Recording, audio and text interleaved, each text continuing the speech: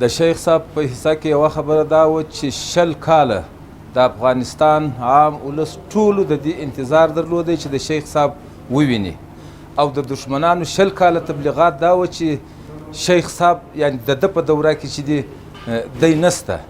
دا خبرې وې موږ هم اورېدلې نو په دې خاطر زموږ هم ډېر انتظار دا و چې موږ شیخ صاحب ووینو دا زموږ اولنی ارمان په زړه کې نو پرون د جرګې په شروع کې چې څه خبرې وسوې علمای کرامو وکړې بیا وروسته سراج الدین حقاني صاحب د تقریر په میان کې یو دم غږ وسو چې شیخ صاحب رالی په یو تکبیر په یو ولولو د تکبیر نارې ووهسوې او د ده هرکلی شراغلاس و نو شیخ صاحب رالی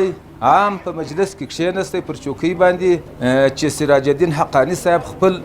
بیان پوره کوي خلاص سو بیا تر هغه وروسته د جرګې رئیس یو څو خبرې وکړلې بیا تر هغه وروسته شیخ صاحب په خپل بیان شروع وکړه ما په خپل ولیدی دغه ده چې د ږیرې سپینوالی یې پر توروالي باندې ډېر و او ډېر یو ښه دغه یې درلودی صورت یې جوړ تکمیل پوره موږ چې فکر کوئ د شیخ صاحب دغه ځای کې ما بیا خپل ملګرو ته وویله چې زموږ هغه ارمان هم پوره سو چې موږ شیخ صاحب په بدن ضعیفه بلی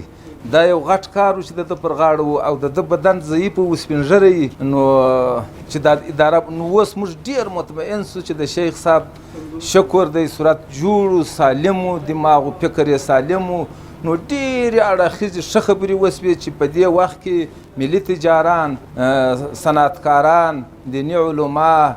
روشنفکران او قومي مشران ټول حاضر وه خو یوه خبره دا ده چې موږ میډیا اورو د مخالفو چا د خوا څخه هغه د شیخ صاحب خبرې د پردو تر شا وې د پردو تر شا وې د دوی دپاره سره مخامخ وې د دغې جرګې سره خو چې وایي د پردو تر شا وې که ځان ته دا خبره کوي چې د پردو تر شا وې نو د دوی د پردو تر شا وې زموږ سره مخامخ خبرې وسوې ما ولیدی که دا عکس په خوله ویل کېدلی ما به ویلی وای خو خیال دا دی چې عکس په خوله نه ویل کېږي نو ومو نه وایي او دا زموږ 20 کلن ارمان و 100% زموږ د زړه ارمان پوره سو